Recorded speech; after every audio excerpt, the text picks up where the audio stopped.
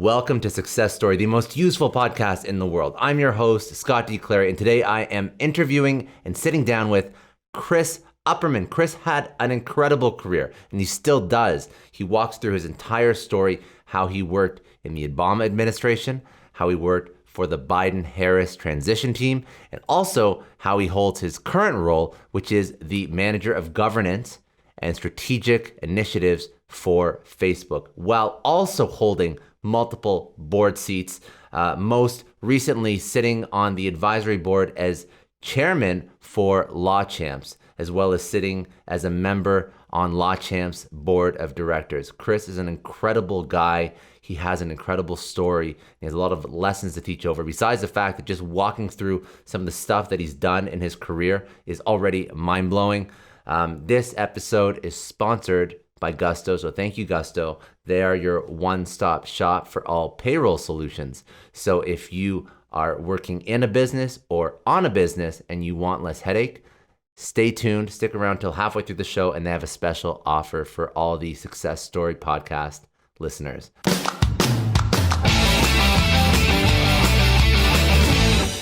Thanks again for joining me. Today, I am sitting down with a very special guest, Chris Upperman. He is currently the manager of governance and strategic initiatives for Facebook, including working with their oversight board. Previous to his role at Facebook, he has worked in the Obama administration, and he also worked on the Biden-Harris transition team. Chris serves on several advisory councils, including Obama Foundation's My Brother's Keeper Alliance, the National Black MBA Association, NextGen Chamber of Commerce. He was most recently named chairman of the advisory board of Law Champs. We're going to talk about what Law Champs is, as well as the member of its board of directors, and was a Center for American Progress Leadership Institute Fellow in 2012, graduated from Georgia State University, received a Bachelor of Arts in Sociology, and was honored by the university receiving a 40 under 40 in 2019. Chris, incredible resume. Thank you so much for having a couple minutes to chat. Absolutely. This was a very exciting interview for me because the fact that you have done so much in terms of your own career, but you're also obviously very altruistic in the fact that you give back a lot, and all the boards that you sit on, and some I recognize, some I want you to tell me what they are. But let's backtrack a little bit, because you don't graduate and jump into all this day one. So walk me through your career. Walk me through where you started and how you got here. Wow, that's a really, really tall order here. But no, I appreciate this opportunity, Scott. It's a pleasure to meet you. I've heard great things about the podcast, and so I'm honored to be here and share a little bit about my background. This is what I'll say. I'm from Kennesaw, Georgia. That's where I grew up, outside of Atlanta. Where I'm at today, how I'm sitting in this seat today. There are many moments that I just honestly couldn't believe that I'd be at a place such as this. And what I'll say up front, because I'm really big on themes, I'm really big on kind of things that kind of carry me into the moment that I'm in. And I had a father, God rest his soul, who was in the military, was a deep man of faith. My mother's a woman of faith as well. And so I learned hard work pays. It pays off. Hard work pays off, and staying focused and delaying gratification. It's funny that you kind of go through the arc of my resume and accomplishments and all these kind of words and things of this nature. And really what it doesn't show is actually a lot of the kind of ups and downs, the challenges, the moments, those kind of valleys that you may go through. And I think what I really want to focus on as it relates to kind of each of these things that I've done is how resilience has played a key factor in all of these things. Because let's say I went to Georgia State University. I love Georgia State Panthers. It's situated in Atlanta, Georgia, downtown Atlanta, around the corner from the Capitol. And I was in university at the height of the early 2000s. The Atlanta night scene was wild. I started a company with my close friends to this day. We were doing marketing, promotions, and events, and we were just out here just trying to do our thing. Went through my Georgia State years. I was an individual. I worked full time while I was in college, and so I come from a very, I would say, solidly middle class. I mean, some probably would consider it maybe lower middle class, but whatever. Parents, my dad was in the Navy. My mother, and then when retired, actually became a school bus driver for the local school district that I was in. And my young brother, we then went into a lot of community service in the community that I grew up in. And so all of this kind of played back when I got to Georgia State, because I was already working full time coming into Georgia State. And as I finished my undergrad studies, I was working at Bank of America at the time, and this was going right into the economic recession, the financial crisis. I was at Bank of America. I was a credit analyst. I had started out in credit card sales, and it was rough at that point in time because I could see the writing on the wall. I could see everything that was going on. We were dealing with, I was doing initially, as many people know, balance transfers, credit card sales, these types of things.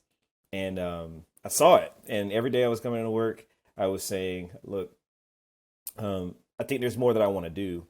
I was finishing school. And at the same time, candidate Barack Obama was running for office. He was running to be president of the United States. And it's not a secret, not a lot of black people at that time so early on believed actually that a black man could actually become a president. And so there was a lot of bewilderment initially when he was running. But I was very inspired by him. I knew that there was an opportunity, and I truly felt that this kind of like moment, there was a juxtaposition of like my faith, my perseverance, this idea of like, okay, there's this government thing. Let's think a little bit more about government. My mother had worked for the IRS, and she was currently, an employee at the time, or she was an employee at the time. And so I was like, okay, let's see how this thing goes. Then he gets elected, he wins, and it's like, whoa, okay, this is a real thing. I just remember very, very clearly, something laid on my heart, move to DC, pack up everything, just move to DC, apply to the White House internship program, and, let's see what we can make of that whole situation. I remember telling my now wife at the time, girlfriend, and she was like, go for it. I mean, go for it. She, was like, okay, let's see how this, DC and the White House, all these things we don't really have connections to, but like, go for it. Told my parents, and they were like, whoa, okay. Like, once again, go for it. No connections to that world. I came into the job that I had at the time, and people were like, you? And like, come on, that's for other people. That's Washington, D.C. You don't have any connections, all these types of things. And at that point, I was like, okay, like, I think I actually feel something here. I feel kind of a way about that. So what I then decided to do was just say, like, let's talk to a couple of other people who I feel are close confidants and get their take. Obviously, I'd already spoken, like I said, with my now wife and my parents. I applied. I did not get into the White House internship program immediately. I did not get in. I got in at the time what was called an associate program, which is like a sub-tier. Because as you can probably remember, Barack Obama presidency, historic, everybody wants to descend on Washington, D.C., either work for this man or work in the cities, all this energy that's coming there. And I didn't get in initially. And I said, you know what? Oh, well, let's just see if we can make it work. I was very blessed and fortunate. My wife's aunt lives in Maryland, and she had a home that I could stay in. And so we worked out a situation where I could live with her for a period of time.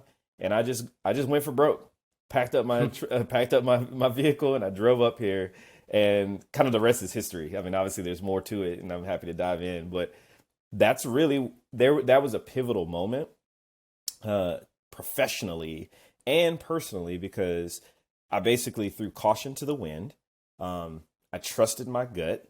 As already mentioned, I'm a man of faith, and so that there were some elements that I was like, I feel like there's something here. I had kind of gotten this indication that this is the kind of direction that you need to move in. And, there's going to be some great things that can come from this. And I listened. And so I came here, and Oh man, I lived almost an hour and change outside of DC, and for anyone that doesn't know, DC's got, not the greatest traffic, no different than Atlanta, no different than LA, some of these places. And so I just did that for like a full, initially a full I did 4 months in this associate program in the mailroom, literally the And this actual. associate program, it's not promising you anything, I'm assuming. It Like is. there's no is there even a salary involved at this point? It's like Oh, an there is internship. there is no salary. This is even if there was a promise of a salary as an intern, which it doesn't. The White House internship program does not pay. There is even less of an opportunity of even thinking you get paid in this because you're just a sub tier. You're basically like, okay, we had 10,000 applicants. We can't serve all of those individuals, and okay, your application might have flagged and it might have been something we wanted to do, but just not enough spaces. But hey, we got some mail that we still have to sort over here. Are you willing to take that? And I said, yes, I'm willing to take that. And that was a really pivotal moment because I got my foot in the door.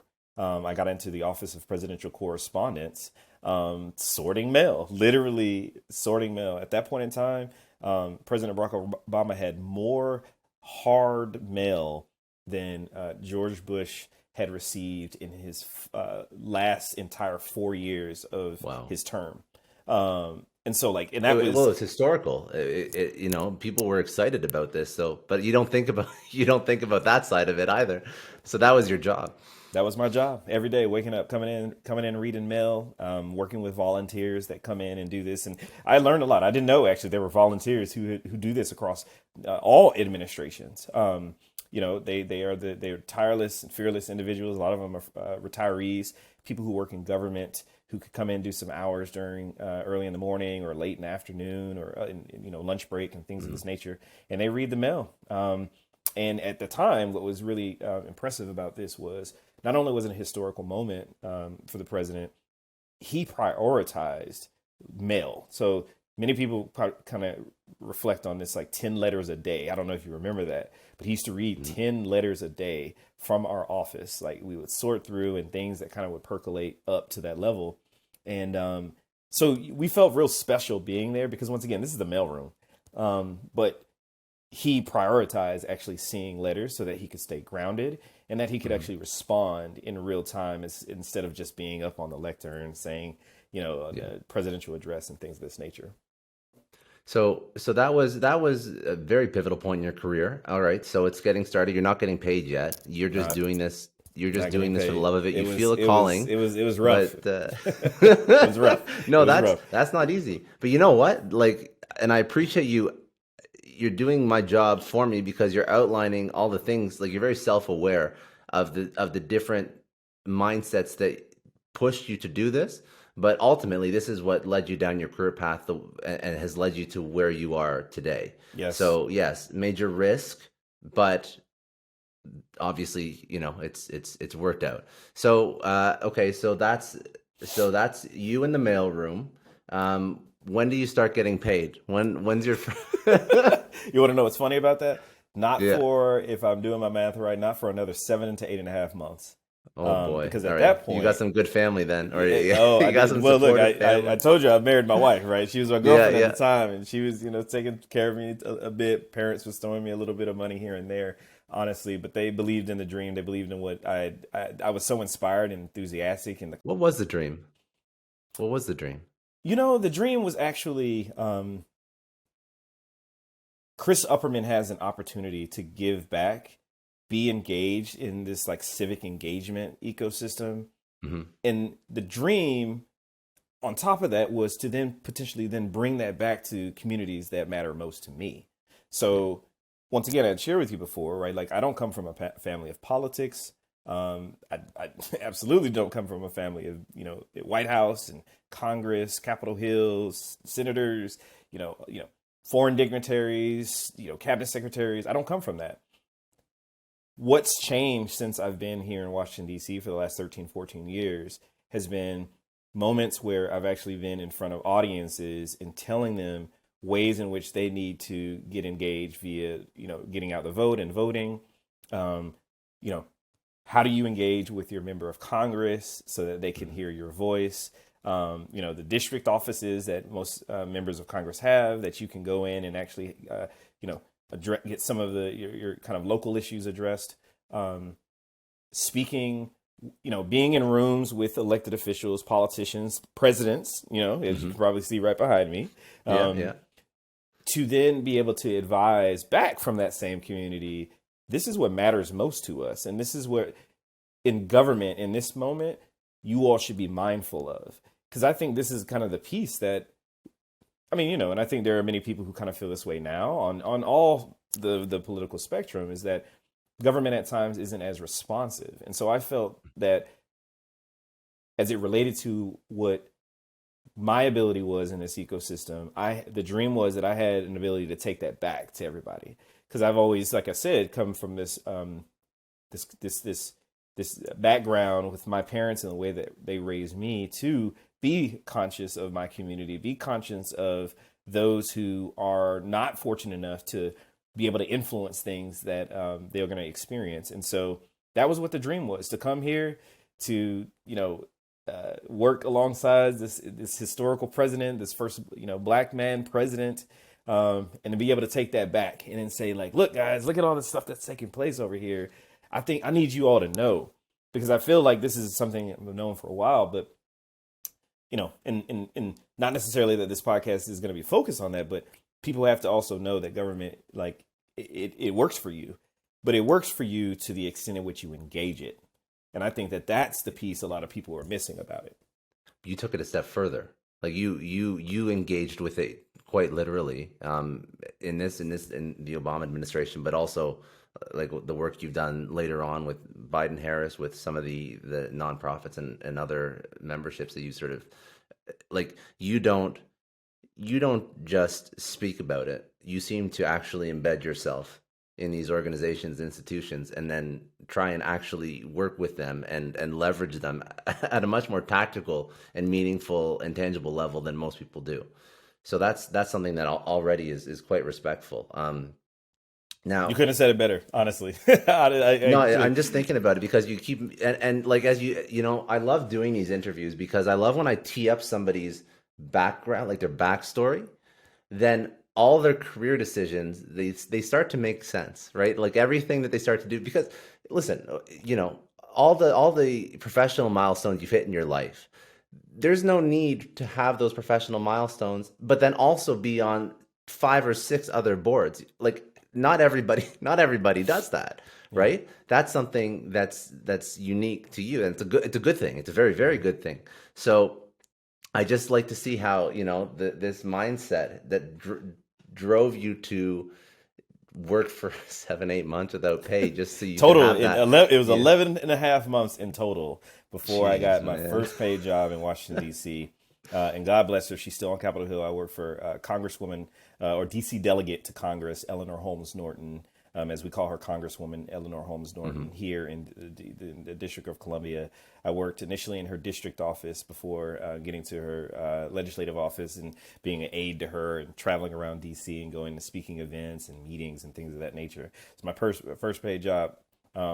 Shout out to a couple of my good friends it's funny how it works, how I got that job. Yeah. And I feel like this would be a good like anecdote for this conversation. So I had been for many, many, many months, as I told you, around 11 and a half months. And it got to a place of like, all right, so you're kind of living with, my girlfriend's aunt here, her husband is love him to death. He's a great, great uncle. But at the time, like he had just moved in with her not too long before that point in time. And it was kind of like they were being very patient with me. And so, I kind of get these signals. I pick up on it. I'm like, yeah, I think I need to do a little more to kind of get some income here because, I've got to stay in this house, not really being able to kind of cover what I'm using. But all jokes aside, there was like a day that I actually, because I came to DC and I full on mentality to want to learn new things, experience new things, go new places, engage with new people, all of these types of things. I grew up playing basketball and I grew up running track. And had never honestly played any other sport other than those. Funny enough, I moved to DC. I went to Joseph A. Banks, At the time, they were doing those like buy one suit get like six free. So I got all these like boxy suits, like like it's super funny when I think about it now. I went to Dick's Sporting Goods. I got, once again, I love my wife. You'll hear me refer to her quite a bit. She she helped me purchase a set of golf clubs, a preset of golf clubs from Dick's Sporting Goods. And I was like, I'm moving to DC. I got my navy blazer with the gold buttons, super cringe and stereotypical and cheesy. And I was like, I'm going to do all these things. I'm going to go to these places and meet these people. I'm going to start playing golf. Sure enough, I moved into a household where my uncle, he golfs like almost every day. And so I was actually golfing. He was teaching me. I had never done it before. And I get calls on my cell phone. I was ignoring it at first because we were actually on a driving range. And my phone just kept ringing. And I was like, okay, I got to pick this up. And I picked it up. And my good buddy, who to this day, God bless him, Tony, who actually I work with at Facebook now, he hit me up. As a guy who was working at the White House at the time, who I gotten to know very well, who had kind of become kind of a brother / mentor. He was like, Chris, I think I got an opportunity for you. At the time, there was this woman who was on Capitol Hill who worked for a former senator, and a lot of young Black professionals that come through Washington, D.C. eventually meet this woman. She was almost like kind of like the godmother. And you kind of got to go through this woman so that she can size you up and then like figure out, okay, I think this is a good place for you to go. I've seen it all. No, she had been in the Hill for a good 30, almost 40 years at that point in time, had seen it all. Picked up that phone. He was like, she wants to meet with you in the next hour. I am 20 minutes away from where I'm staying. I'm not showered. I have no, those clothes. And then on top of that, I'm 45 minutes away from where I need to be in terms of where I was staying in Maryland versus Washington, D.C. I dart home, throw on a suit, and like literally get him to drive me down there. And she sat with me. We talked for a moment, and it was like all of maybe 10 minutes, 10, 15 minutes. All right, now, thank you. Like I got to understand it. Like, yeah, now you can leave. Next day, I got a call, interview in several members of Congress office. It worked just like that. It really worked just like that. And I'm not saying that to say in a weird way, but I guess the reason why I want to draw on that is because of two things. Be ready, just very much be ready, right? So when you get that call, be ready to act. And then two, be in these ecosystems because the opportunities are often within. They're like, if I'm in Atlanta at this point in time and I'm getting this call and it's like, hey, this woman really wants to meet with you in person. Oh man, I'm actually out of town right now. Okay, well, maybe next time. That's it. So it's kind of like, particularly as I mentor a lot of younger professionals and young people, I tell them like, it may be ugly a little bit, right? Like if you want to get into Wall Street and you want to get into iBanking, you want to get in these things, you got to move to New York. You just got to do it. If you want to get into, I mean, you get what I'm trying to say, right? Like you got to like put yourself in it. So that's kind of it's a funny story when I reflect on that. It's a good anecdote for sure. I like that a lot. That's smart. So after this, you had this opportunity. So where does your career go from here? Is it because you did a lot? You were running your own. I guess you had your own business for a while, pre-Facebook. I don't know if there's other things in between. If you want to go through some of those things. Yeah, I'll just do like a super quick on that. So anything that in particular that I feel like could be germane to this conversation. Sure. So I'm working on the Hill for Eleanor Holmes Norton. And then I'm there for a year and some change in several months. And then I get a call back to the White House. I get an opportunity to work in the Office of Presidential Correspondence and to come in and to lead an office that centers around the students, basically 18 and below citizens who write to the president. And I just couldn't pass it up. I mean, oh, wow, a job at the White House. And but back at the mailroom, but it was all good. I was like, I in my wildest dreams, I couldn't have come up with something like that. So then I went back there. I cut my teeth, did that, ran a department, had a little small team, but it had a cadre of volunteers that were very committed to the students of America and reading those letters. Some of those letters got up to President Obama. I was able to draft letters on behalf of back to the students and young citizens. Then I started helping out other kind of departments inside the White House, doing some like policy briefings, and bringing kind of outside groups in and some like engagement type of things, letting them know what kind of, the way the president and his administration were kind of tackling certain issues, and we bring in kind of outside groups. At that point, then I had an opportunity to kind of go down that route or go to the national security route, kind of on the economic side of things, or go to the Small Business Administration. And for a number of reasons, it aligned that I went over to the SBA, from my backdrop and a background with the company that I had when I was in college. My grandmother had a salon, and she was always an entrepreneur, so it kind of was like, oh, it resonates.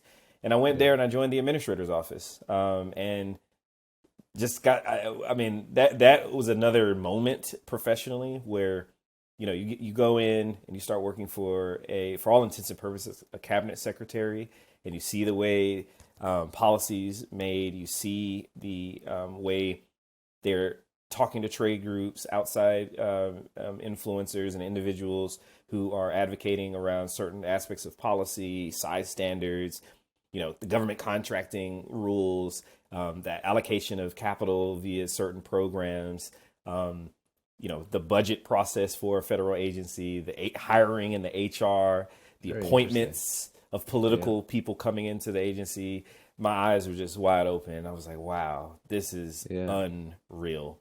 So I was there for about 5.5, almost 6 years at the SBA doing numerous things before the end of the administration and going on to be a CEO of a nonprofit, involve entrepreneurship, which I'm still involved with to this day. Still working with businesses, still working with entrepreneurs. I see a theme is forming now. So and at this point in time, also then starting to engage continuously with the My Brother's Keeper Alliance and serving on the advisory capacity there, helping advise the managing director, or the executive director, should I say, who's going on to do some really great stuff.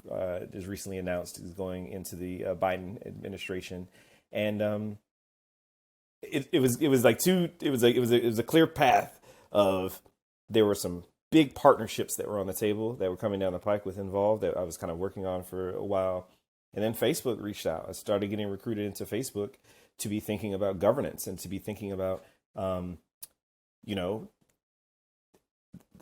Facebook's impact on society and society's impact on Facebook, and how. And from my, I had a question. What prompted you to make that? Because that's also a huge career shift, working in government and moving over to private tech. So why did you want to make that move? Because that's a total. You asked some good questions. It's a total shift in your entire. Because you've never worked in tech before. No, I've supported tech startups, and I have numerous friends who had worked in tech up until this point. I'll just give you a very, very direct answer on that. Yeah, it is unquestionable and undeniable what type of impact tech has had on our life. I would probably say, almost forever, but unquestionably since the 90s up until this point, right? The advent of obviously the computers in the late 70s coming up until, but like once the internet was established up until this point. And so as someone, that understood that, and then understood, the advent of like the Ubers and, the Airbnbs and like Googles and all these platforms, and you see the influence that they have, and you see how they actually impact lives. When you think about it, right? Like, we joke about, let's say, like Uber or Lyft or any of these platforms, but we had to either have a car, take public transportation, or hail a taxi prior to those platforms. I remember booking taxis ahead of time. I was about to say that. In the morning.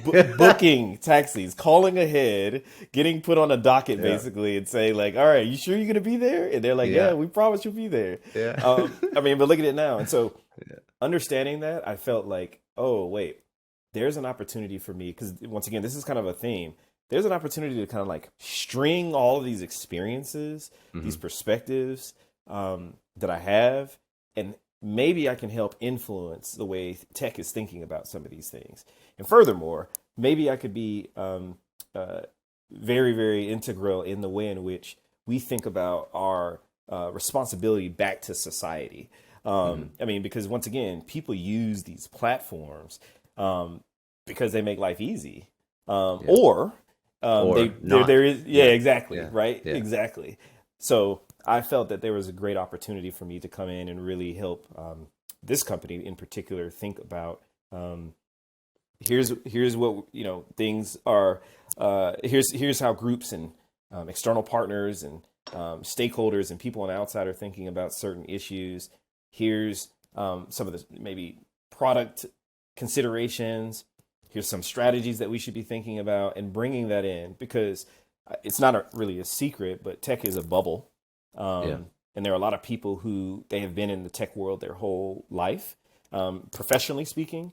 And it isn't so inherent how obvious tech impacts daily lives, right? Like, you know Yeah. what I mean? Well, you think about how old these companies are not old companies. They're not. Like, the average age of individuals when it was first starting up, there wasn't anybody over 50 years old in the company, right? Like, No one. these are all kids starting, and now obviously it's changed a little bit, but still, if that's the entire culture of the company, there was no external influence. And when the Absolutely. company has influence, and there's no one else saying, raising a hand saying, hey, this is how this policy is going to affect millions or billions of people, that's an important thing to consider, I guess. So Yes. that's what the role is, right? Yes. Okay. Yeah, Gotcha. yeah, and and Yeah. and and the organization that I'm in is one that really centers around thinking, like I said, the impact that our platforms have on society, and really be thinking about the governance structures that we should consider, to kind of make sure that we're thinking about the future the right way, and being responsible. And so I really enjoy that type of work, and I enjoy bringing in that type of thinking to advocate for. Community. I mean, our one of our values right now is community and building community. And actually, I really love this about our platform, in that we really do care deeply about wanting to bring people together. It's not easy. I mean, obviously, and society is in a tricky space globally speaking, Yeah. right? And I won't go too far down this path, but Yeah. if society is in a tricky place, then wouldn't on the social media landscape it'd be tricky also? And I think these Probably are the even more so. Even more so, because right? there's anonymity, or to a Exactly. degree, Yeah. as in like Yeah. I can be speaking with someone that's over somewhere else, and like I can say things behind, as they say, like the Twitter fingers. Yeah. um Yeah. but yeah, so I wanted to come in and to help strategically think about these things. I'm curious, and I'm gonna ask this question here because there's a couple more things that you've done in your career that are very interesting. But I'm curious, from your experience, did you feel like you had more of an impact on the day-to-day lives of people with the government or with Oh, Facebook? you ask good questions. Because like there's part of these questions make me actually want to sit back for a second and do Yeah, there's no right Ooh. or wrong answer to this one. It's just I'm so curious because I'll I say don't know how this. I'd answer that. I don't know how I would even think if I haven't worked for Facebook, or the government, but if I would say who has more impact, that's a hard one. It That's a is. hard one to It's a hard one answer. at this point because of the size of this company. Yeah. What I'll say is this.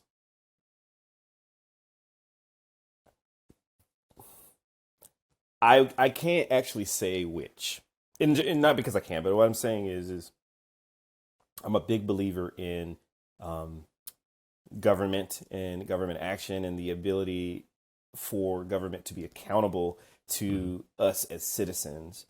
And we take for granted how much government actually impacts our lives.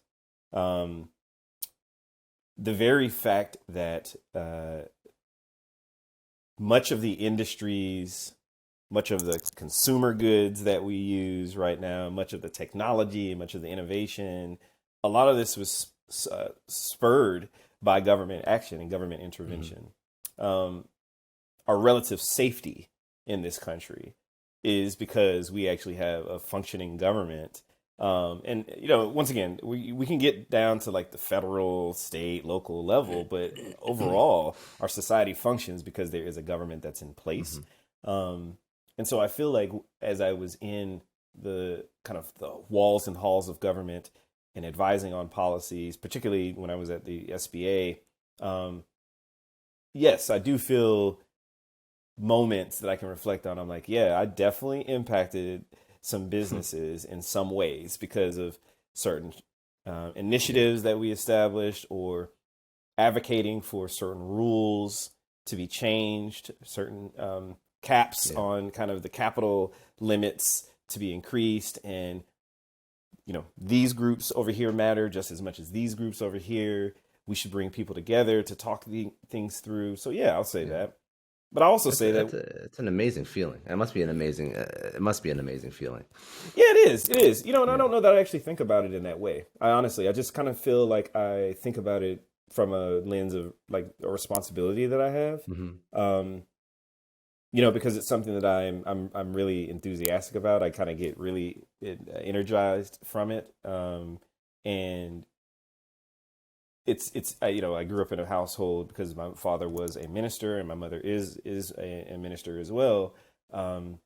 We've always done community service and like volunteerism and these types of things. And so I feel like it almost like inherently came and follows that that's what I want to do now or have been doing now. So that's what you are doing in various capacities. That is what regardless of whether or not it's small businesses or it's communities and community building with Facebook, like that's you fall into this category of trying to give back to some extent and make things better and hold major bodies that have sway and influence and power accountable in some aspect. That's what I see your role being in a lot of these things that you've done over your career. That's why they pay you the big bucks to do this podcast. Because you know how to synthesize it well. I'm like over here talking and you just... No. You're good, man. You're good. You're good. Okay. So let's talk about, the things that I think that are interesting that you've done, everything you've done is very interesting, but I mean, like working with small businesses, entrepreneurs, social responsibility. So just because I have to ask, because it's something you've done that's an incredible achievement. And I do know that this is separate from your other work, but it did involve small businesses. Speak to me about what you did with Biden-Harris transition, and then maybe you can speak a little bit more about some of the small business or social responsibility initiatives, including Law Champs, because I think that's something that's very interesting. I was looking up their website. That's a concept that I don't think I've ever seen before. Yeah. So let's walk through. Let's walk through some of that. Yeah. Yeah. Once again, there's all levels of granularity that I can get into, as I've kind of tried to earlier around some of the professional experiences I've had. But one that I can say is that from my time working at the White House and then going to Capitol Hill, back to the White House, and then over to the SBA, you meet people, you network. If you're intentional about it, definitely you meet people. And I've always been a person that I was raised to really be conscious about what type of impression that you leave on people in a positive way. You want, be someone that makes people feel good when you engage with them. Be someone that makes people feel valued. Be someone that makes people feel listened to and heard and all those types of things. And I guess I'd say in some ways I did that because I'm, just working at Facebook, doing the other things that I'm doing with Involve on the side and all, in terms of my private and personal time. And I get all of these like almost spammy type of calls, like, numbers that I don't recognize. And I'm like, what's going on? And I'm getting these like very cryptic emails like, hey, we've been trying to get in touch with you. And, obviously in the society we live in now, you kind of get those. You're like, yeah, delete. Yeah. And, like 20 of those a day. I'm like, all right. I know I didn't win anything. I'm still working. Like, exactly. And by happenstance, I'm sitting on my patio with my wife, and a call comes in, and I'm like, man, these calls keep coming in. What? I just honestly don't know. So I just pick it up. At worst, it's like, spam, you hang up. And it's like, hey, Chris, how are you? And I'm like, okay, that's very specific.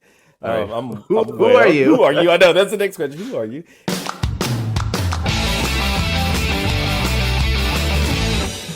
Hey there, Scott here. I just want to take a second to thank the sponsor of today's episode, Gusto. Look, 2020 has not been an easy year for anybody. 2021, almost halfway through, things are just starting to look up now. For small business owners, it's been very difficult. But Gusto's looking to save you a little bit of headache, make things a little bit easier. Gusto is an online payroll and benefits service. It is built to help businesses, but it's built with the business owner in mind. It is the one-stop shop for paying and taking care of all the payroll and HR headaches for your team. And Gusto does more than just taking care of payroll, which it already does incredibly well. It takes care of time tracking, health insurance, 401ks, onboarding, commuter benefits, offer letters, live access to HR experts. You get the idea. If you're moving from another provider, Gusto removes the headache of even switching and takes care of all the onboarding headache for you. They work with over 100,000 small businesses. And you want to know an incredible stat? The majority of their customers, they say 3 out of 4 customers, say they run their complete payroll in under 10 minutes by using Gusto, on top of all the other stuff they do. So if you are tired of working on the stuff you don't like working on, but you have to do, I would definitely suggest checking out Gusto. This is a godsend for people that need to focus on building the business and not working in it and doing administrative stuff every single day that's just bogging down your time. And Gusto has put together an incredible offer for everybody who's listening to the Success Story podcast. When you run your first payroll with Gusto, you get 3 months free. So you can go and try it out at gusto.com/Scott. You get 3 months free. So 3 months free payroll, admin, HR, whatever it may be, completely free. Go to gusto.com/Scott and check it out. All right, let's go back to the show.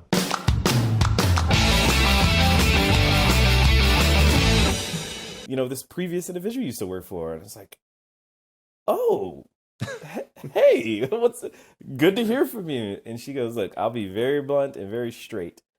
I want you to come on the Biden presidential transition. And I said, wait, what? And she's like, yeah. And, you know, she goes on to explain the opportunity. She goes on to say that, you know, there had been several people who had recommended you and said that, you know, from, you know, your time at SBA to the time post, you've just been doing a lot of things in this ecosystem, and we really could use that perspective. I mean, one thing that I definitely enjoy a lot, particularly about this president and this vice president and Joe Biden and Kamala Harris, are they really prioritize racial equity and this idea of the Build Back Better plan. And the Build Back Better plan, you know, to dispel it, was not this group over here is better or bigger than other groups. But what it is like there's a reconciliation. There are some disproportionate impacts that communities of color have been experiencing. And we want to do right by that so that this cadre of American citizens can also get ahead. It's just that simple, right? It's kind of like the body, right? Like if one of our organs is not functioning properly, the whole body's not going to actually function that properly. And so I really bought into that. And they said that we would love to have a perspective like yours join, particularly to help shape government, think through how do we need to be thinking about policies for the SBA? What's the type of team that we need to build? Who are the outside groups that we should engage early on that can help shape early policies? To help marginalized entrepreneurs, small business owners. That's the majority of what you're focused on, right? Yeah. Right. A lot of that. I mean, that was. I mean, you see it now. The SBA administrator, who I know very well, she's a wonderful woman, Administrator Isabel Guzman. She's a Latina woman. She was in formerly the governor of California, Gavin Newsom's cabinet. You know, working on the state small business agency and all the kind of small business policies. And they just nominated another gentleman named Dilawar, who, if I believe and I could be incorrect on this, but I believe he's a Middle Easterner. And so in terms of his heritage and his background. And so I guess what I'm saying is it was this idea of like, one of the quotes that I love that he said is that I'm going to build a cabinet that looks like America. You know, I've heard that. I've heard that quote before. And so that was our remit. Yeah. That was what we were told to, as all of us who were appointed into the presidential transition around a very diverse background, to be thinking about how to engage all aspects of America, whether it be rural Mm-hmm. America, whether it be, Black citizens, white citizens, Asian citizens, Latino citizens. How are we thinking about everything that can work in this moment, And so that's what I was called in to do, is to really think critically around, you know, uh, technical assistance for small business owners. And I had been in the entrepreneurial development office previously and had done work there on programs and policies that focused on, business owners going to brick and mortar locations to get technical assistance for their business. And what do we need to be doing? Who do we need to be engaging with? Are there new models that we should be thinking about? Should we fund this over here? Should we think about it that way? So I helped shape some of those things.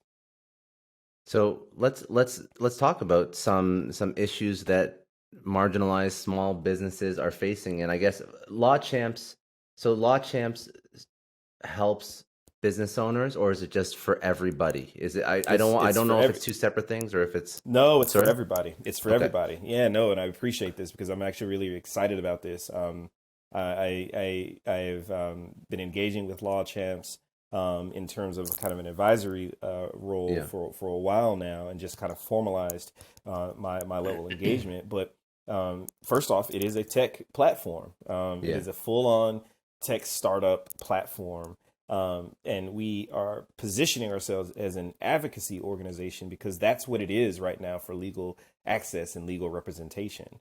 It is the idea of people having access to free legal services as it relates to matching, right? Getting to the right people first, and sizing on that side of things. So yeah, so I'm on the website now. I'm taking a look. So walk through how the platform works, because when I first looked into it, I've never really seen anything like this before. So this is out of all the accolades and the boards that you sit on, this is the most recent that's obviously like top of mind for you, right? Yes, this is it the is. one that It is. Okay, It is. gotcha. It is. And I'm all in. I'm actually really excited about this. It is a platform, that we promote this idea of access to justice, social and legal reform, and we connect and protect those who deserve that equitable representation. And what we do is we match individuals who come to the platform with top lawyers on an as needed basis, so that they can fight for particular legal outcomes that they're looking for. And there is no cost for those who need lawyers to use Law Champ's legal matching service, because I don't presuppose that you're a lawyer, otherwise you might have said that. But if you are, hey, I don't know. I am not. That was the other career path besides podcaster. But I didn't want to do the other 4 years of school, so Totally. No, I'm in the same boat. I've always wanted to be, but decided not to. But it is an experience that if you've had to experience it, it can be a little harrowing. In that, if you have something that comes up and you need legal representation, it's like, where do you go? What do you do? And it's daunting. And there are some out there who understand that that's the experience that you're going to have.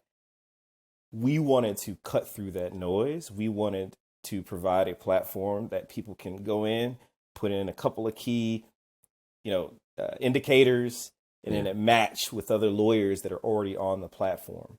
Lawyers that say, look, I'm looking for kind of, deal flow and opportunities. Solo lawyers and those who are kind of individualized in their firms, or those who are kind of even still in within big shops, to find those people. Because what happens a lot, and we hear this quite a bit from lawyers, is that matching is hard, right? Like we have a close family friend who's a lawyer, and she does a very specific type of lawyers, as most lawyers do. Yeah. Honestly, like if you know a lawyer, they don't just do lawyer things. They like do.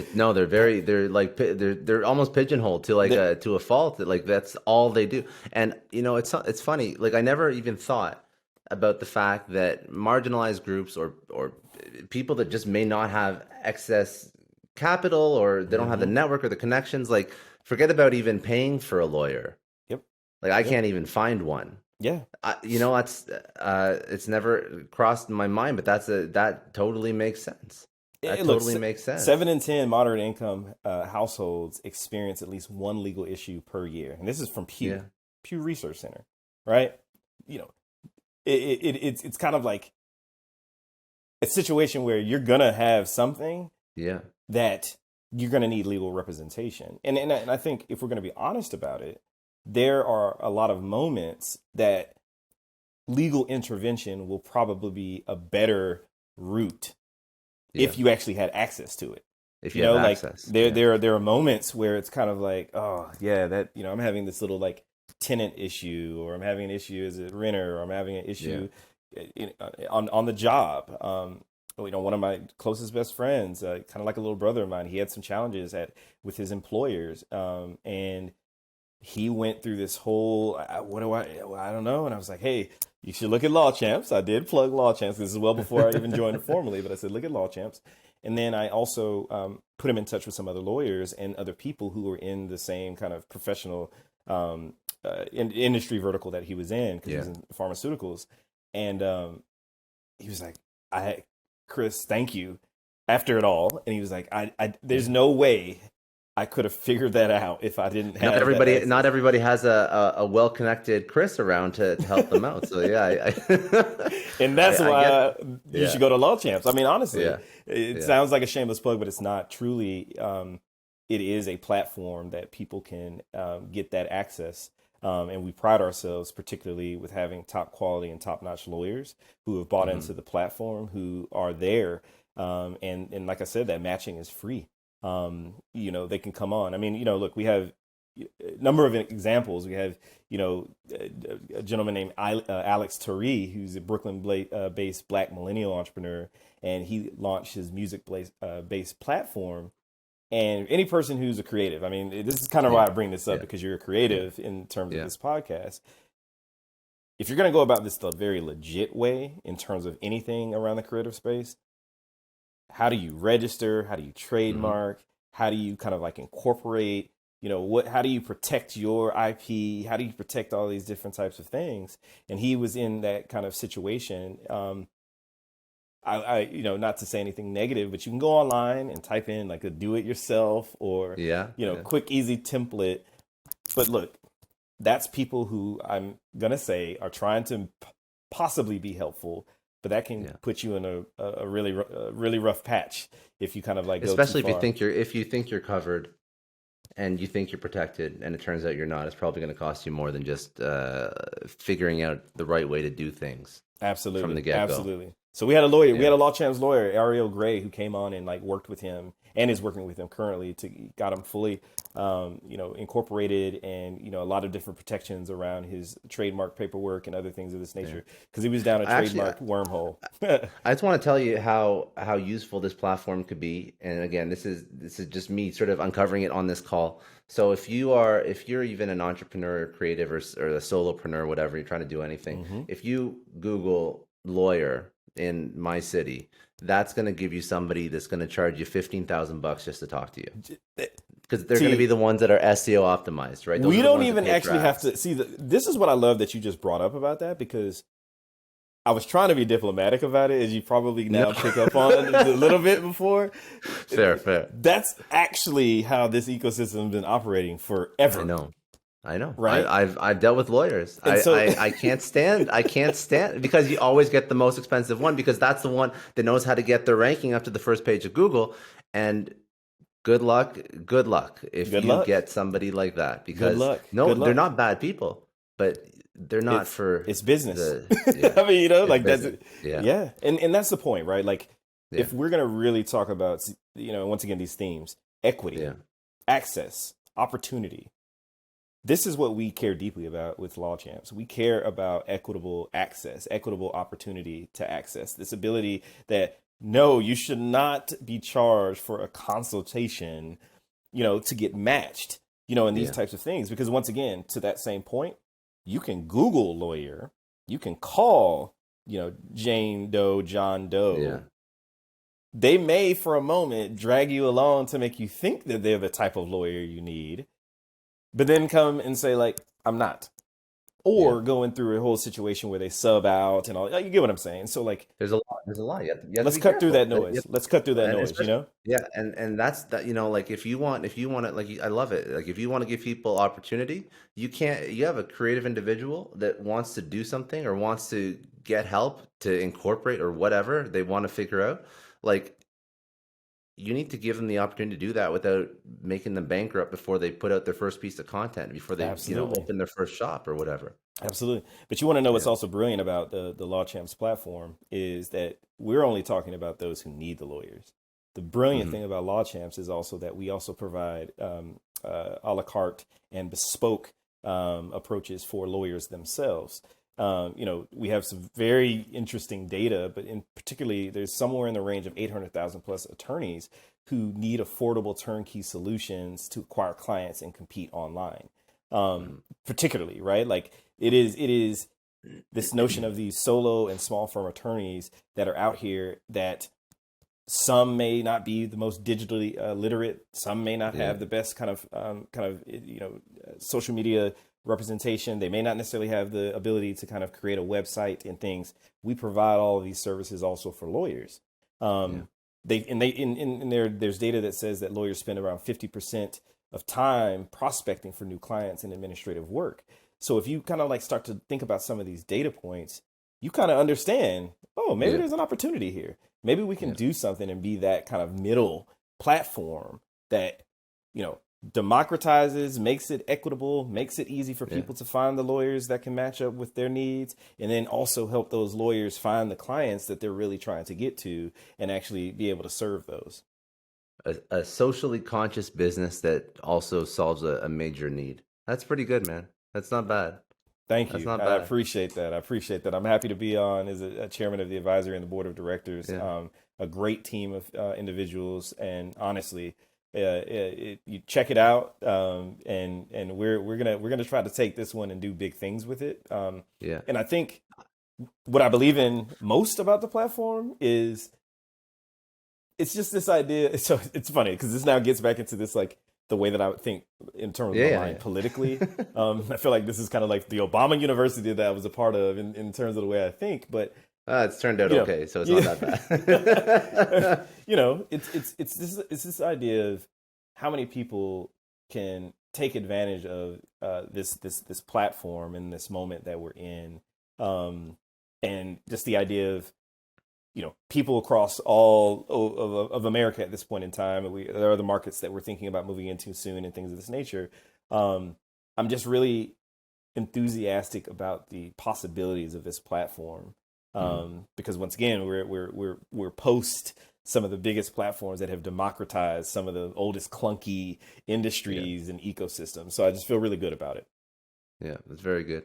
Very, very good. Very interesting. I'm glad you gave me the rundown because I had no idea. I really didn't know what it was going into it. Now I have a much better understanding. Um, for the so I guess the only thing that I wanted to sort of finish up with you and just sort of get your opinion on is some thoughts on corporate social responsibility, because that's been a tenet of course, yeah, the platform that you're building, but also something that you've probably had to figure out with Facebook, figure out while working in the White House in DC. So where do you think or what corporations are focusing on social responsibility and making impactful change? Who is doing social responsibility right that you've seen? You ask a really big. You have a way I'm of sorry, asking these questions. you're just but like I know that you have answers for this stuff, and I know that this is in your ecosystem, and it's just very interesting because I think that we could go down the small business route, but the social responsibility route is something that you've lived, you've breathed, you're breathing right now and living right now, and it's something that's very important, and it's something that's come to light more over the past Yeah, year. yeah, yeah. Look, I'm gonna do a shameless plug, and I'm gonna say it, because Do I it. believe it and I true it. I'm in it, right? Because I Yeah, see what's going on. I mean, I truly believe and know that at Facebook, and yeah, I'm not the person speaking on this, so that in that way, but we do things well in this way, and we're trying to find more ways to do it even better. So I will say, as it relates to kind of a corporation, large corporation, I think we do some really great things, and a lot of things that people don't know. And I think that's also, at least Yeah, for sure. me. So like how you've made the comment of like someone like me, I would know. Yeah. There are many organizations that are doing amazing work that we just don't know, and it's unfortunate at times that people don't get that kind of credit. So I would be remiss to say that about my company, Facebook. Um, I will say I care very deeply about. There's another private company who I respect deeply. It's called the Libra Group. The Libra Group is actually who founded, and we're the founding sponsors of Involve Entrepreneurship that I still am a part of. And Involve started in their corporate social responsibility division. And this is a private family company. CEO and chairman George Logothetis and his brothers decided that a part of their business and the subsidiaries, that a core element would also be CSR. So they were going to think the same bullish business tactics and principles. They were going to apply that in their corporate social responsibility and then verticalize that as well and do some really amazing things. And I it sounds like it would be a shameless plug, but it's not. I am a big believer in you got to give credit where credit's due. And they've done some tremendous things with their corporate social responsibility. There's an organization that started out of that called the Concordia and the Concordia Summit. And so it is like one of the foremost summits right now that takes place in New York City. Once again, I said Involve Entrepreneurship. There is the Seleni Institute that focuses on maternal mental health. That's one. And then another that I want to call upon because they're very great individuals. And like I said, when credit's due, it's due. But Mitch and Frida Kapoor with the Kapoor Entrepreneurship Center. Mitch, you should look him up. Mitch is a phenomenal man and a fascinating individual. Once again, one of these like internet forefathers, kind of the way that I'll put it. He built Mozilla Firefox and Linux. And he and his wife, Frida Kapoor Klein, have done some amazing things. They are doing it right. They're doing it right. And they should. I am a big believer of, there's some of the biggest ones that you can call out. And, I think that's kind of standard. But we should definitely be giving credit where credit's due with these organizations that are doing good work when they're doing good work. So I would like to call them out. Yeah, I appreciate that. And I think that what I wanted to highlight, obviously a platform like Law Champs, it's easy to show how they're benefiting marginalized groups, but not everybody has a product that directly benefits through the application of the product to marginalized groups. So it's nice to just hear names and understand other organizations that are doing it and going out of their way to do things that are outside of their just delivering their product. And in a way that works with CSR. So that's very interesting. I know that Facebook does a lot, and I don't think it's a bad thing to plug Facebook for their CSR activities. I really do believe they do try to do their best. My God, it's a difficult place to be. Oh, that conversation is much different because it's a difficult place. It's not easy, honestly. And as they say, no good deed goes unpunished. 100%. 100%. All right, we've covered a lot of stuff. I really appreciate all the stuff we went into. I always do like rapid fire just to bring out some like life lessons from you. Is there anything that we didn't go into that I should have asked you about? Not that you should have asked me about. I think you did a phenomenal job. This has been great, and thank you again, Scott, for having me on here. Thank you. And I wish you continued success with this. I really do appreciate and enjoy this format. I do want to call out, as I've said before, this idea of resilience and being focused, particularly as a lot of young professionals. This is what I tell them that, we're in a fascinating moment in time, right? Like social media, this is probably where I probably don't want to go too deep, but like there's a lot of things that we think are true based off of certain ways that social media might, make it seem. And that idea of the grit and grind, I'm big on the grit and the grind. I'm big on that, right? Like you got to grind this thing out because you're going to appreciate it and you're going to know it when you know it, once you've experienced it and you kind of succeed at it. And so I'll say that. And then lastly, be anchored by a value. Be anchored by a value. Like what carries you to do the work that you do every day? What drives you every day when you wake up to what motivates you? and have a value that's driving that. And for me, I value humans. I value people. I value the idea that we are all on this rock, this rock, and we have a finite amount of time here. And I'm someone that really believes I want to do what I can do to make it better for other people while we're here on this rock. And so that's, I would say, probably the kind of thing that I'd like to leave on that end. Very good. Very good, and good and beautiful sentiment too. That's a nice way of putting it. Yeah. Okay, let's do a couple rapid fires. Great. The biggest challenge in your career, and how did you overcome? And some of this may be, you may have already touched on some of this stuff, but just to bring it out at the end. Ooh, biggest challenge in my career. This is because this one goes into a lot of this. Definitely dovetails in even a personal moment. The day that I'm walking out the door to go to work at the White House, and I get a call, literally ignoring it first. You see this theme, actually. And my mother calls me that my father has had a stroke, and then subsequently then ends up passing. Sorry. Thank you. The challenge of that was a number of things, because in that same moment, and I didn't even get into this because it gets super interesting, but in that moment, I had been already interviewing in several other places in the White House or at the SBA. And I just hop on a flight that same, within the next couple of hours, go down, we're at the hospital. My father's there. It's 5 days and he doesn't make it. I had 2 offers on the table. I won't put it out there exactly what the 2 offers were.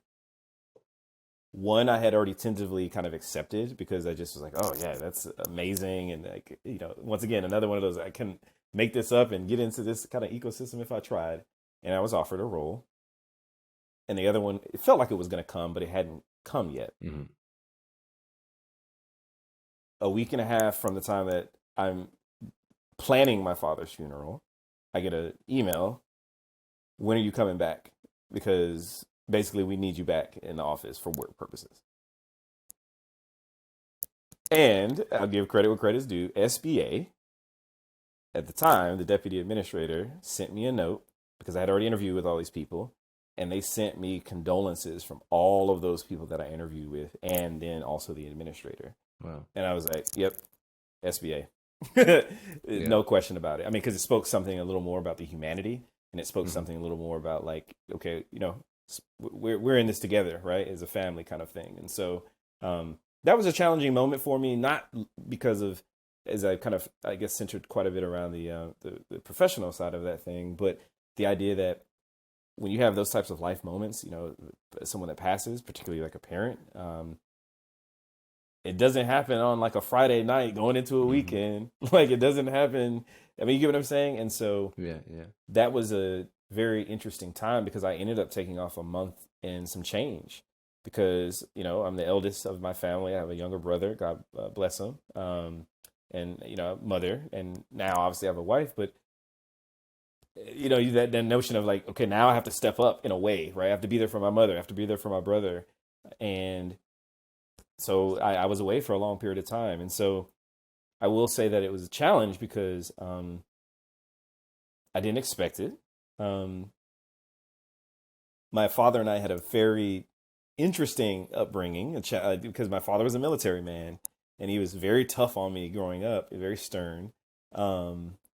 And there were just moments of oh man, this guy's always riding me. And I don't know, moments that we kind of act like we didn't like each other, but that's just kind of how it goes. But I know he loved me. I know he cared deeply for me. And I carried some of that when I became a young adult.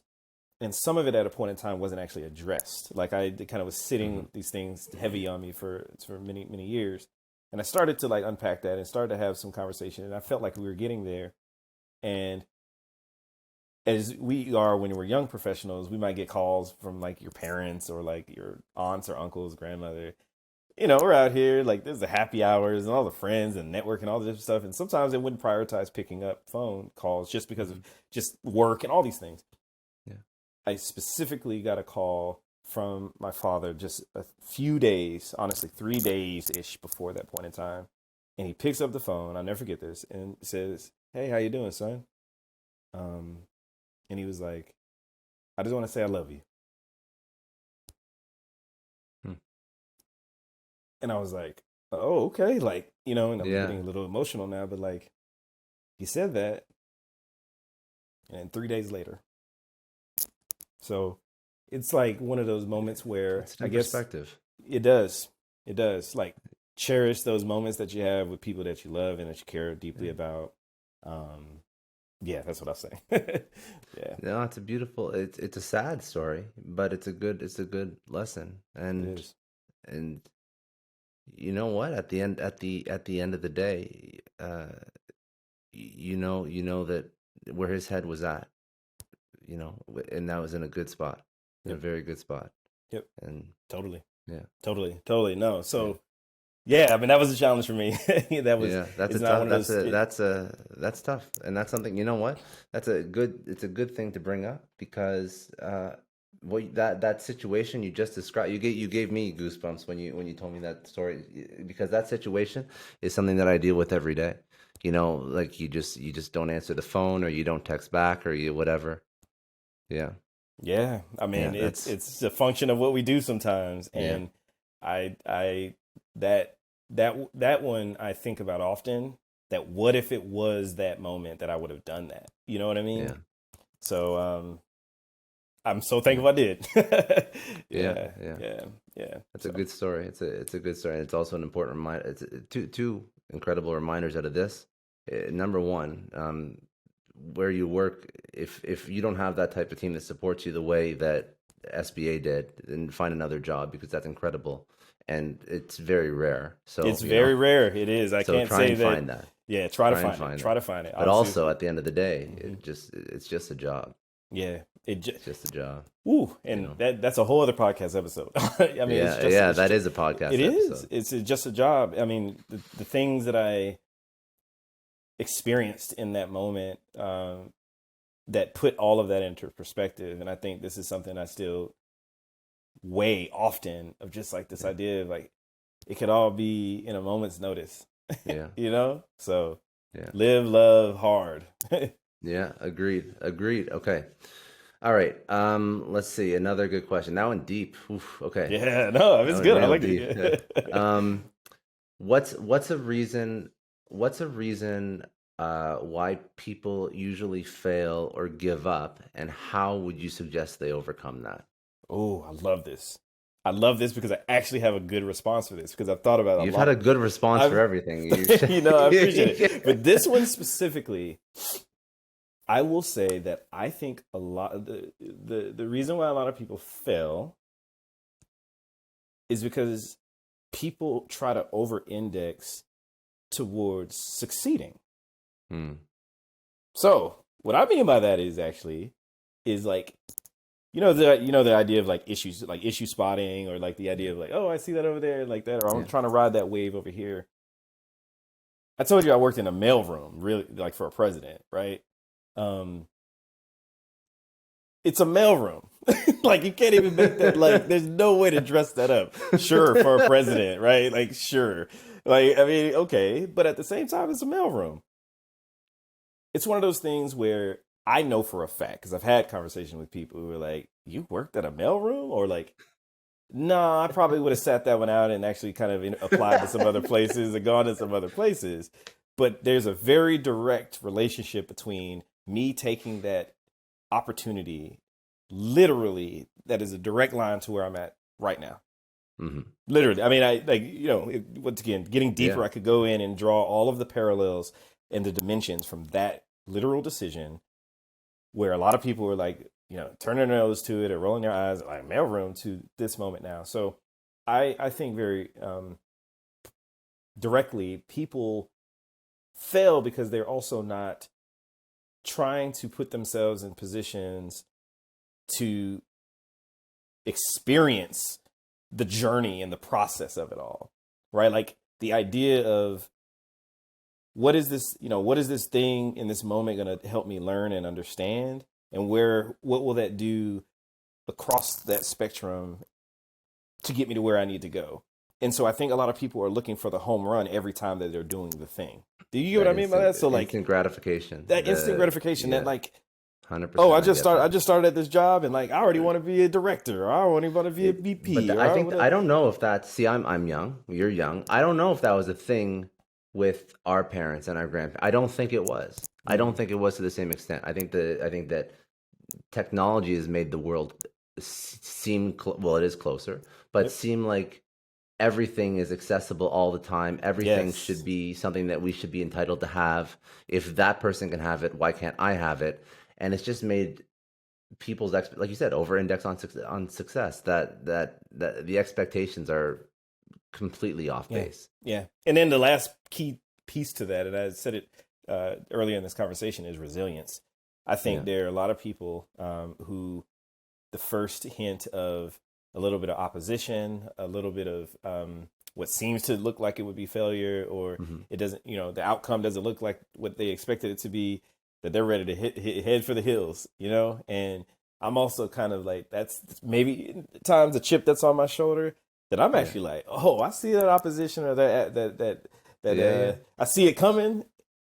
When people told you that you can't go, let's step up to that a little bit. Let's see, let's step up to that. I'm telling you, the people that have chips on their shoulder, I've always said that's who you want to hire. That's who you want to work with. Like the people that want to prove something, like they're good. They're good people. Yeah, they are. They're good people. We got some. I mean, at the end of the day, it's like gas. One again, my good buddy, I already had mentioned him earlier. Like he jokes all the time. He's like, Chris, you know what I love about you?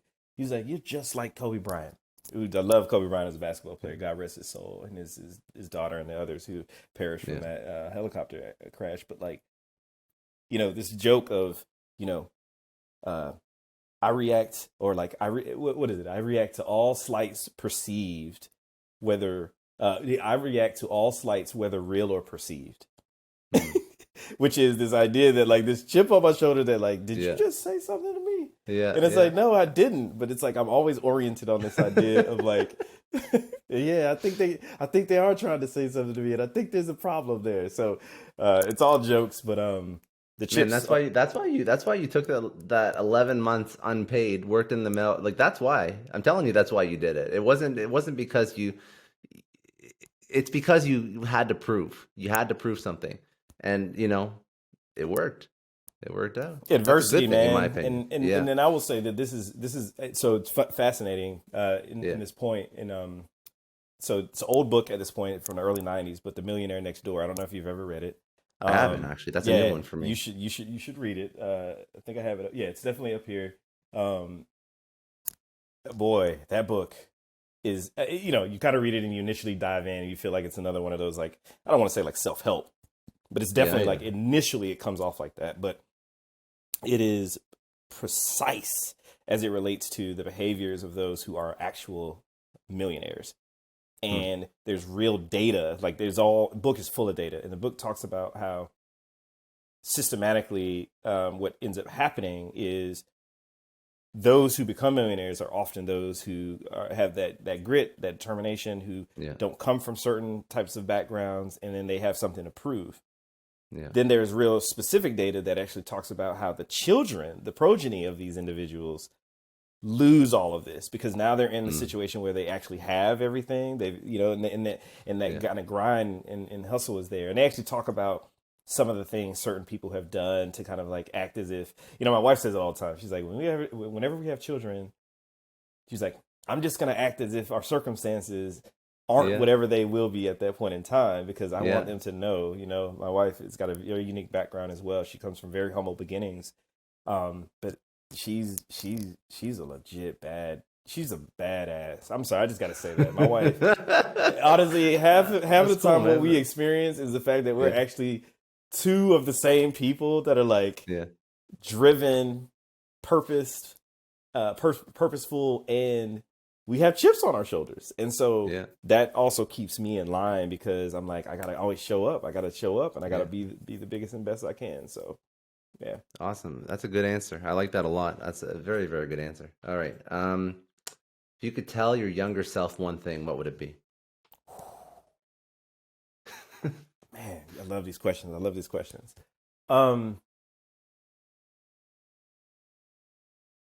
don't internalize so much. Like, I went through, and this is fascinating because I love that you even bring this out. We were talking about this before we even started recording this idea, almost like therapy. Yeah.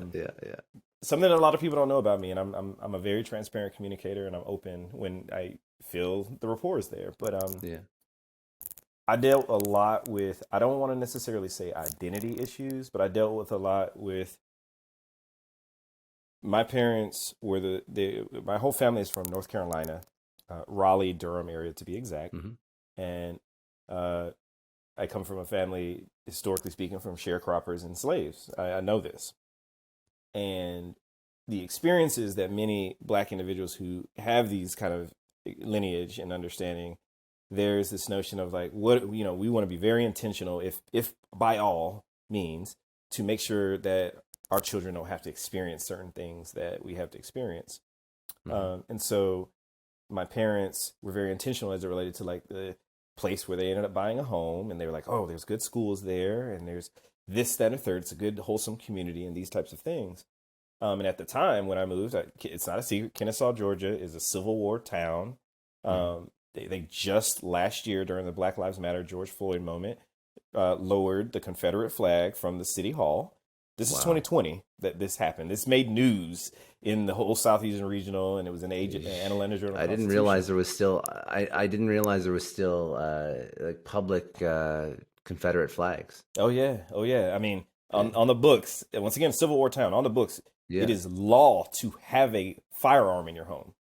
You must have a firearm in your home, right? Like, obviously, no one's going and enforcing. No, but still, it's like to paint the picture, Yeah, so this is where I grew up, so right? So I think you now kind of understand where I may be going with this. I grew up in this young Black man in my, early formative years, mostly around white peers.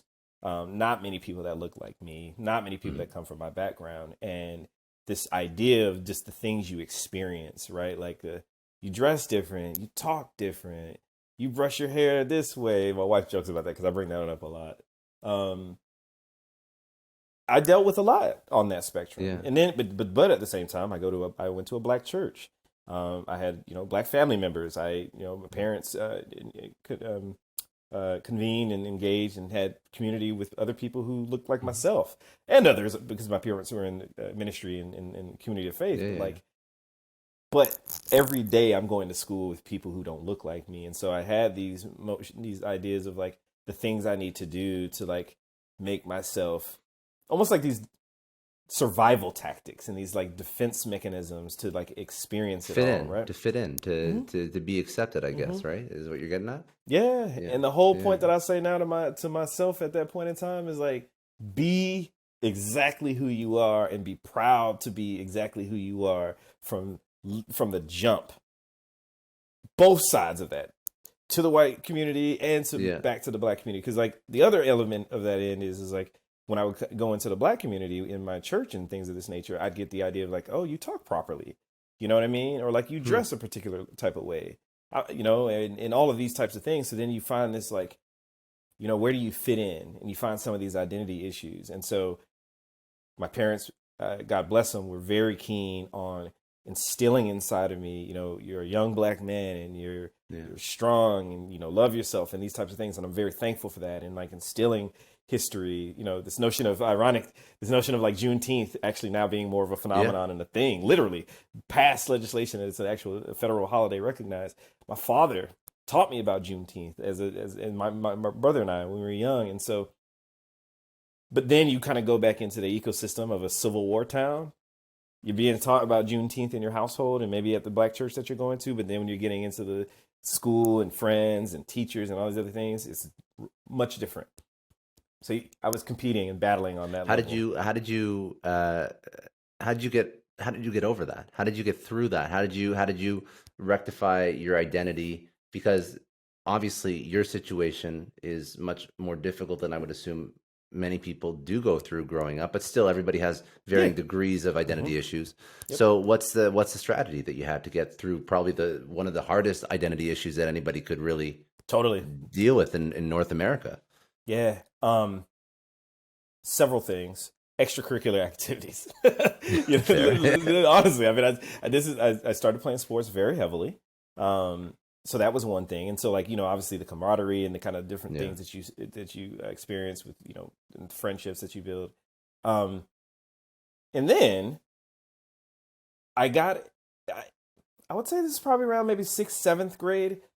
It almost literally clicked where I went away for a point in time in North Carolina because I used to spend all my summers there. I came back, and I think it always happens, right? It's Yeah. whether it's puberty or whatever it is, you come back and people are like, you look different, you talk different, you look a little taller, you got a Yeah. little bit of glow behind you. Yeah. So there was that piece, but then this idea that I started to understand, um, because of like scholastically and things that I was doing in an academic spectrum, I was always an honor student and an AP student. That I was like, oh, people people respect, whether it be like the teachers, whether it be like authoritative figures, whether it be like even peers in the classroom. Like sure, you may have the bullies and like, oh, Yeah. the nerd, but like wait, you can actually command attention Yeah. when you actually are knowledgeable, or when you kind of articulate yourself a particular way, and when this and that third. And I've always been an avid reader. I love reading, and so I just embraced it around the middle school time frame. I just embraced it as a like, this is just who I am. It's just who I am. And the reason why I brought in extracurricular is because there were clubs that I was Yeah. able to join that reinforced that identity, that like you are still who you are, but you also are a smart person. You actually read books. You actually do Yeah. these things and all this stuff. So that's what I'll say.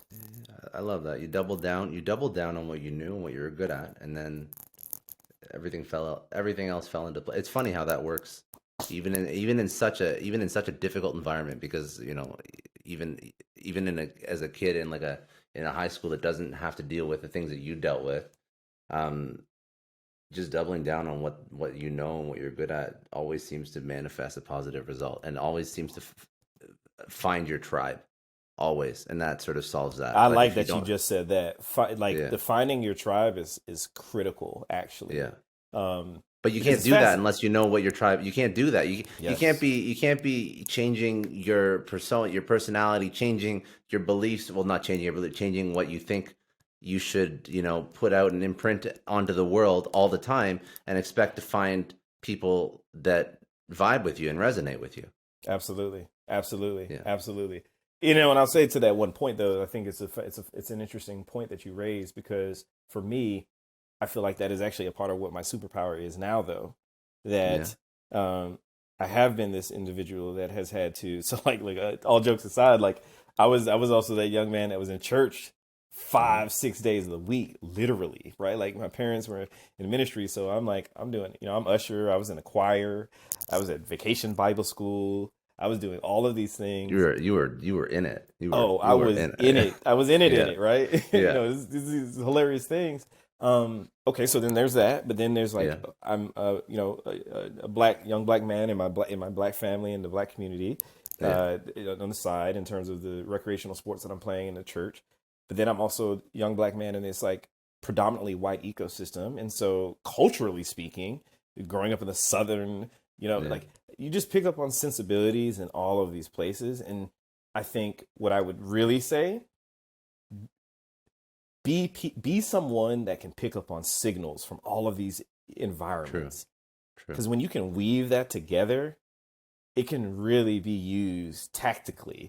Because at the end of the day, it's about competency and Hmm. in the idea of being able to connect with each other, right? Like I do believe clearly with you being a podcaster and the way that you're facilitating this conversation, you enjoy people, and I you do. obviously come from yeah, I could, I and do. also you come from, I suspect you have a pretty unique background, because there's a certain level of empathy, and there's a certain level of like, there's something about you that I'm feeling that's like, oh yeah, there's something there, like, you know what I mean, there's something there. It's like you're I'm not trying to get curious. your point, yeah. I'm empathetic, and I do love people, but I'm also just very curious. I like understanding people, but I Yeah. like to understand them, and I always want like it sounds like so airy fairy, but like I love hearing people's stories, and it always like comes from a place of like like love and trying to pull out people's stories and figuring out their lens. There's a word for it, like when you can look at the world through another person's eyes, walk in their walk in their shoes is like the action, but there's an actual word for it, and I can't place it right now. But that's what I like to do. I just enjoy doing it, and I find that it makes me a better person too. It makes me a more holistic person that understands better human. more people. I mean, we better both human. said it. Yeah, that's really it. At the end of the day, that's what you got to do. Like whether or not from a conversation like this, I can learn something to do with any of your actual professional accolades, your work, your social what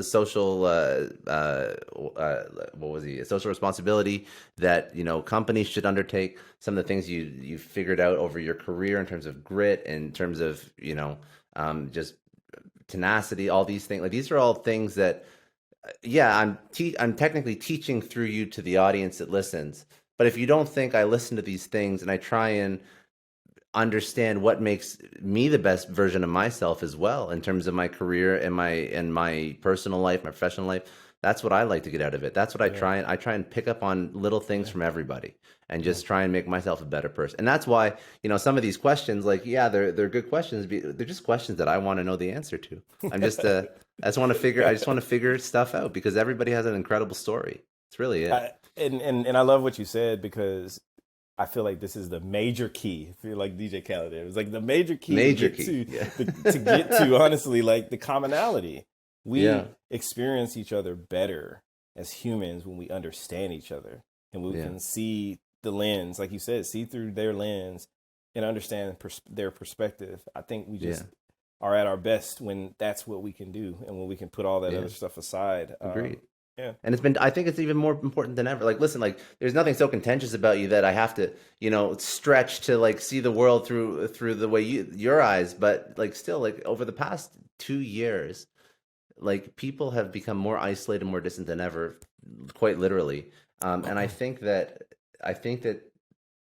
one thing that as humans we have to do more is to try and get back to the point where we were 2-3 years ago, where we were connected. We weren't isolated. We weren't on us versus them dichotomy. The one thing I always notice coming from Canada is that, and I say this all the time, the politics in the US and the separation between left and right. So divisive. Oh my god. It's insane. It blows my, because in Canada, you have right wing, left wing, but you have like center right, center left.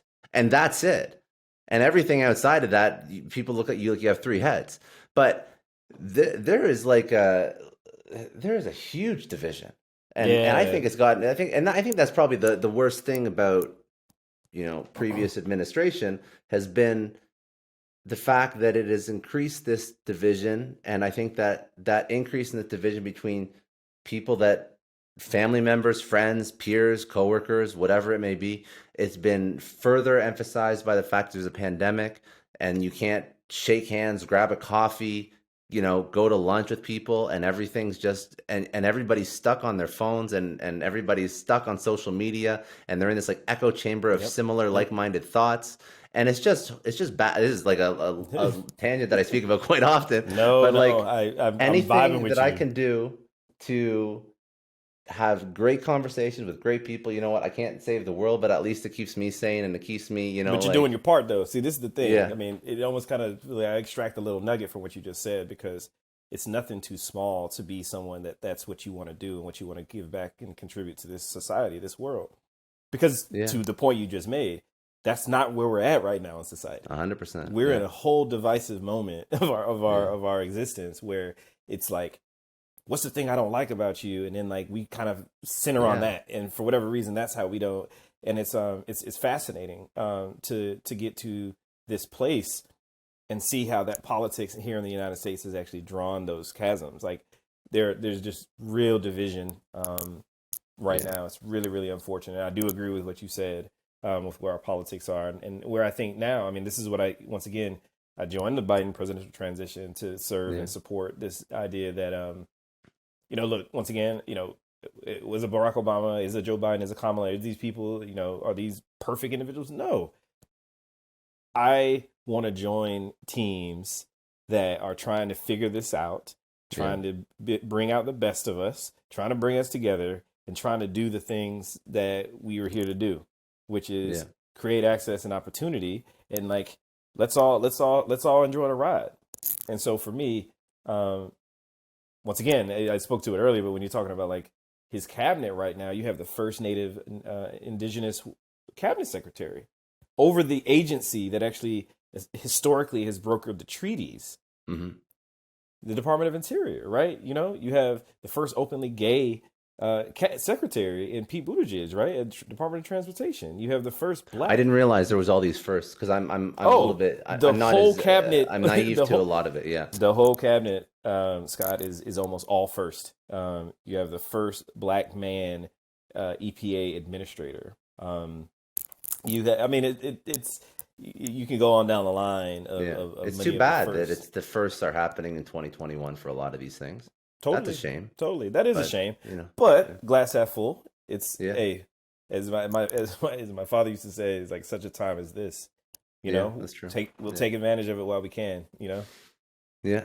Yeah. Okay. A few. Well, I think I got like two more. I have. Okay. These are amazing. You know, some of these questions, like people give like one line answers, but the stuff that you're Sorry, I'm a little. dropping right now, it's- I've been told I'm a little verbose. So No, like, no, you know. no.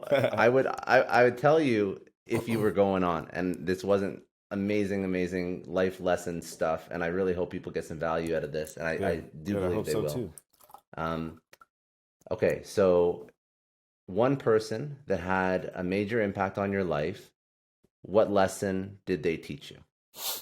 Ooh, I gotta just come out the gate and like, Yeah. I'm probably gonna get I don't know who your demo is for your viewership, but like, this is super hilarious right now. But if you're on Reddit, Go for it. I might just get the simp label. But look, I'm a married Yeah, man. yeah. I've been with my wife now for coming on 15 years now in Dude, terms if I of being didn't together. if I didn't answer the question the same way, I'd also be in trouble. So you Right. yeah. We've been married for 8 years, but like, you know, like I said, a whole other podcast episode. But my wife is near and dear to me at the highest level because we actually met at a very kind of low point in my life, back in college, a very, very low point, where I had kind of gotten a little beside myself, and less than focused. Let's just say that. And for her to see that diamond in the rough, understand that, like, I'll just use myself as an example of what I know that this man is and can be, and then like support him through this moment.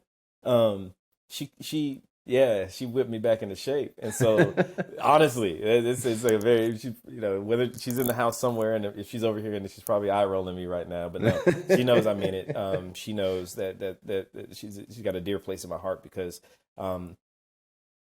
she invested in me in a way in which even at the time I wasn't investing in my own self. And so that's why I want to honor her by saying, thank you for that. And she's someone that I care very deeply about, and for that reason. So Yeah, you gotta. Like I said, I moved to DC for 11 months. This was a pivotal point of my career. I moved to DC 11 months. She was sending me $250 a month, and that's tough. That's not a lot of money.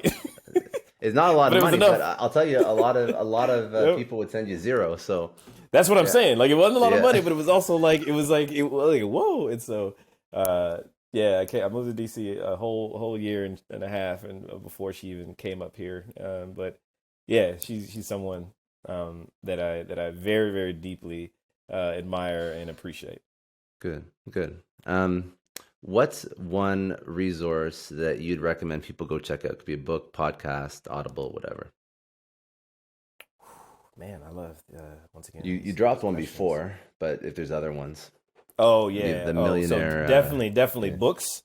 Yeah. They books. I love books. So like I could, since you said this is recorded, I got a whole bookshelf of books here, like a tremendous amount of books. Some very, very interesting books too. That I actually have up there. I will say that this is one that I recommend everybody Other go Signs. read. This book right here will illuminate things for everybody around Black people's experience in this country as it relates to migration and how we ended up in the places that we have in the country and experiences of that. And Isabel Wilkerson is a winner of a Pulitzer Prize, a brilliant author, journalist, the whole nine. And it is very much an anthropological read, but is fascinating. That's one. And then I also say I'm a big believer of getting what you need.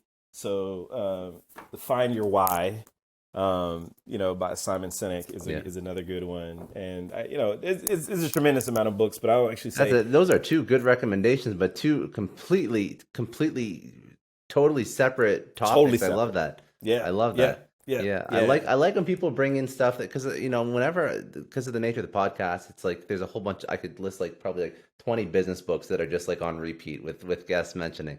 So thank you for bringing in some other ideas.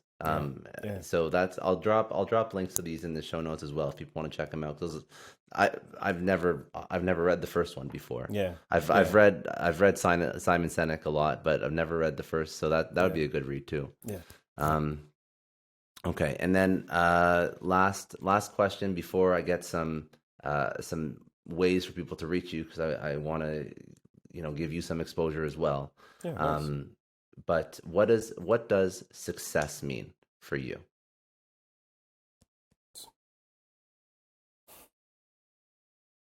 Success to me. Success, yeah. Success to me is when someone asks about me, stranger, family member, friend, and they say, "That Chris Upperman," and then they smile. I like that. That's all. That's love what that. Success looks like for me. You can put a smile on people's face and they can think positively about you. That's what success looks like for me. Amazing. Okay. And then where do people go to connect with you? Social, website, email, whatever you want to get. I'm across social media. So, across Facebook, the whole nine. Instagram, Christopher.Upperman. LinkedIn, I'm on there. Once again, Christopher Robert Upperman, and Twitter, C Upperman. So CUPPRMN.